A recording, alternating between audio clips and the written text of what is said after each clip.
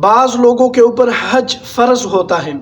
لیکن وہ اس کی ادائیگی میں لاپرواہی کرتے ہیں، بعض مال کی محبت کی وجہ سے لاپرواہی کرتے ہیں، اور بعض کسی اور وجہ سے اس میں کوتاہی کرتے ہیں، لاپرواہی کرتے ہیں۔ تو خوب سمجھ لیجئے کہ رسول اللہ صلی اللہ علیہ وسلم نے فرمایا، دعا فرمائی ہے اور فرمایا اس کی وسعت ہے لیکن وہ حج ادا نہ کرے تو چاہے وہ یہودی ہو کر مرے یا نصرانی ہو کر مرے۔ تو جب بھی آپ کو اللہ توفیق دے حج اور عمرے کی سعادت حاصل کرنے کے لیے تو آپ جائیں۔ میرے بھائیوں دوستو، حج ایک بہت اہم فریضہ ہے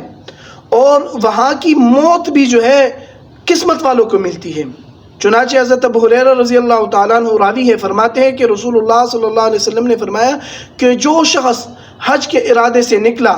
اور راستے میں اس کو موت آ گئی، اس سفر میں جو ہے اسے موت آ گئی،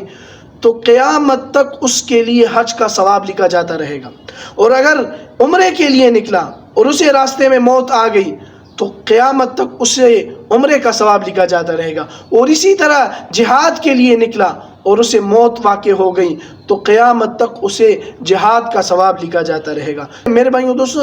جن حضرات کو اللہ تعالیٰ نے وسعت دی ہے، اللہ تعالیٰ نے ان کو مال دیا ہے، تو انہیں چاہیے کہ پہلی فرصت میں یہ اہم فریضہ جو حج کا فریضہ ہے وہ ادا کریں۔ سنن نسائی کی روایت ہے،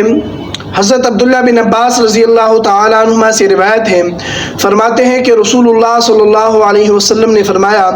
کہ پے در پے حج اور عمرہ کیا کرو، یہ فقر اور گناہوں کو اس طرح مٹا دیتی ہے جیسے کہ بٹی لوہے،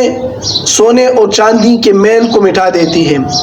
اور حج مبرور کا بدلہ وہ صرف جنت ہے۔